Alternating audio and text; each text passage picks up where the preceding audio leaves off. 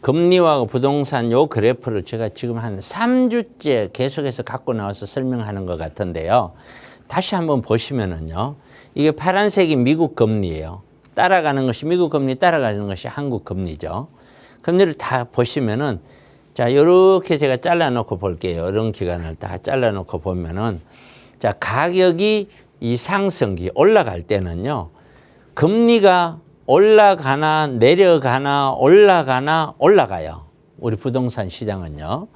그 다음에 하락기를 이렇게 보면은 가격이 내려오는 구간은 금리가 내려와도 금리가 올라가도 금리가 내려와도 내려오죠. 그리고 올라가는 구간은 마찬가지예요.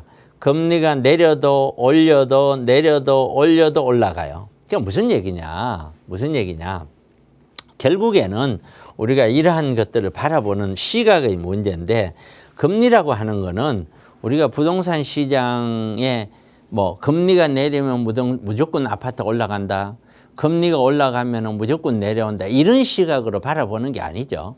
현재 시점에서 우리가 부동산이 어느 정도 단계에 와 있느냐에 따라서 다른 거죠. 예를 들어서 우리 부동산이 지금 현재 시점에서 고점 부근이냐 저점 부근이냐 고점 부근이냐 저점 부근이냐에 따라 다르다는 거죠. 지금은 고점 부근이잖아요. 과거 2008년도 전후가 고점 부근이고 이 고점 부근에서 찍고 하락을 할 때는 무슨 금리가 내려오든 올라가든 무조건 내려오는 거다. 이렇게 인식을 하는 것이 훨씬 더 합리적이죠. 그렇게 보시면 되는데 자 보시는 바와 같이 주식시장이 어찌됐든 굉장히 크게 폭락을 했습니다. 자 이거는 이미 우리 경제에 세계 경제에 이미 한번 충격을 확 준 거예요. 그리고 이 폭락이 뭐 일시적인 거다. 이렇게까지 폭락할 일 아니다. 그다음에 뭐 시장은 괜찮은데 뭐 이거는 잘못 해석한 거다. 얼마든지 그렇게 설명할 수가 있어요. 그런데 여러분 가만히 생각을 해보세요. 왜 폭락했는지를 한번 보십시오. 우리 사람 몸에는 우리 사람이라고 하는 거는 여기 사람이 있어요. 이렇게. 사람을 지탱하는 가장 핵심적인 요소가 뭐냐? 피예요. 피.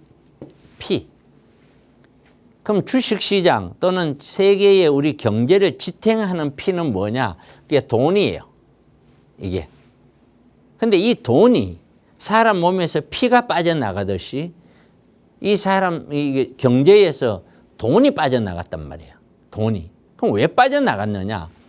이 돈을 천문학적인 상상도 할 수 없을 만큼 거대한 돈들이 이 세계의 주식시장이나 이런 투자 상품으로 투자가 돼서 움직이잖아요. 이게.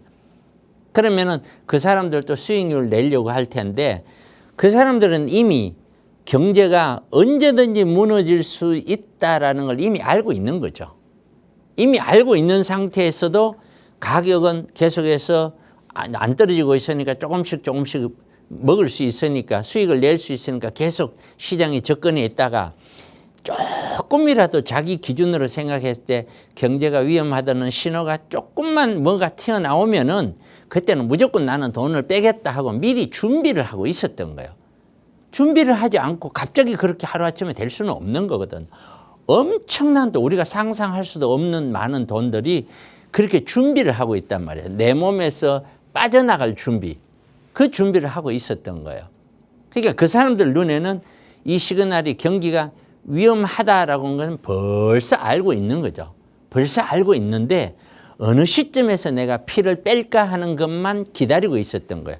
그래서 주식시장이 하루아침에 폭락을 하는데 그다음에는 부동산 시장도 이 주식시장에 연계해서 약 6개월 후행 지표라고 그래요. 부동산이. 물론 요즘은 좀 더 빨라졌다는 경향이 있습니다. 그럼 지금 주식시장이 이렇게 출렁된다는 것은 향후 4개월에서 6개월 사이에 부동산 시장이 굉장히 크게 출렁될 확률이 굉장히 높아졌다. 그렇게 볼 수 있는 대목이죠. 그러면 지금 상황이 정말 엄청난 경제 침체의 시작이냐? 자, 여기에 대해서는 보시죠. 코로나19 당시에 실업률이 41% 폭등했는데 4%까지 하향적 돈을 풀었어요. 엄청난 돈을 풀어서 경기 회생을 했어요. 그래서 물가가 폭등되고 주식도 폭등했어요. 그러면은 지금 풀려 있는 돈들 자, 현재의 금리는 너무 높은 수준이다. 금융위기 때와는 세계 경제라든가 정치 모든 것이 다르다는 거예요. 지금 다르다는 거예요. 옛날하고는 다르다는 거예요.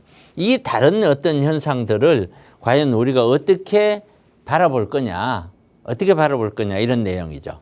자, 그러면 다시 한번 보면은 이번에는 주식 그래프를 갖고 왔는데 우리가 이만큼 엄청나게 많은 돈들을 풀었어요. 이렇게 많은 돈을 풀었단 말이죠. 이 돈을 푸는데 이게 전부 빚이에요.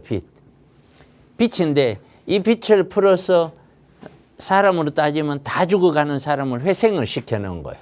회생. 우선 살려놓은 거죠. 그래서 네가 일을 열심히 해서 돈을 벌어서 이 빚을 갚아야 돼. 이런 상황이 코로나 때 다 죽어가는 사람을 회생을 시켜놓은 거죠. 사람만 살려놓은 것이지 빚이 갚아진 건 아니죠. 그런 상태에서 돈을 조금씩 이제 벌어서 저축해서 이렇게 가면 언젠가는 빚을 갚을 수 있겠구나 하고 조금 정도 갚을 수 있을 똥 말똥한데 다시 자빠졌어요. 지금 그런 모습이에요. 세계 경제가. 그럼 이 많은 빚을 우리나라만 있는 게 아니라 전 세계에 있는 빚을 어떻게 감당을 합니까? 경제가. 이걸 감당하는 방법은 우리 개인도 부채를 감당이 안 되면 어떻게 해요? 파산해야죠. 파산하면 감당이 돼요. 어떤 형태로도. 그러니까 세계 경제가 침체에 가면서 파산할 사람들, 파산할 나라들, 파산할 건 파산하는 충격을 지나야 된다는 뜻이죠. 그래서 주식시장도 이렇게 보면 우리가 여기가 출렁하고 이렇게 하면서 21년도에 이게 21년도 고점을 찍죠. 아파트도 그렇게 찍잖아요. 그러면서 22년도에 출렁 내려오죠. 우리 아파트 내려왔죠. 그래서 23년도에 살짝 반등을 했다가 내려가죠. 우리 아파트도 그랬죠. 그러다가 다시 주식 올라가니까 우리 아파트 또 똑같잖아요. 진폭은 달라도 모양 자체는 아파트 모양새하고 많이 흡사하죠. 그래서 우리는 이런 주식시장도 부동산 시장과 연계해서 참고로 볼 필요가 있다. 그래서 하나 더 제가 갖고 온 거는 이렇게 된다는 뜻은 아니에요. 한번 봤어요. 제가 너무 내 스스로가 불안하니까. 미국의 대공황 1930년대예요. 1930년대 대공황이 왔었을 때 그래프를 이렇게 한번 봤어요. 봤더니 최대 폭락하고 주식시장이 최저점까지 가는 데는 조정하는 데 3년이 걸리더라고요. 그리고 다른 어떤 금융위기 때나 리먼 사태 때나 이런 걸 봤더니 뭐 주로 보니까 2, 3년 또는 5년이 걸리기도 하고 10년이 걸리기도 하고 그래요. 그러면은 제가 생각했을 때 지금의 이러한 충격이 만약에 스타트로 본다면은 이걸 회복될 때까지는 1년 만에는 저는 안 될 거라고 보는 거죠. 충분히 금융위기 때보다 더 심한 경제위기가 올 확률이 높다. 그렇게 보면 적어도 3년에서 4년 이상 가까이 갈 확률이 높다. 그렇게 본다면은 우리 부동산 시장도 굉장히 위험하다 지금. 그래서 보면은 제가 조금 전에도 나타난 듯이 이러한 어떤 첨단 산업이 생산성이 저하됐어요. 돈은 풀었는데. 그다음에 세계 질서가 양분화가 됐어요. 금융위기 때에 비해서 세계가 나눠졌죠. 그리고 전쟁이 확대가 되고 있어요. 전쟁이라고는 엄청난 물자를, 국력을 그거 갖다 내버리는 거죠. 폭탄 한 발에 돈이 얼마입니까? 그 계속 갖다 버리는 거예요. 그거 갖다 버리고 있죠. 그다음에 이상기후가 나와서 상상할 수 없는 피해들이 세계 곳곳에 나면은 그것 또한 비용으로 나갈 수밖에 없죠. 국가가.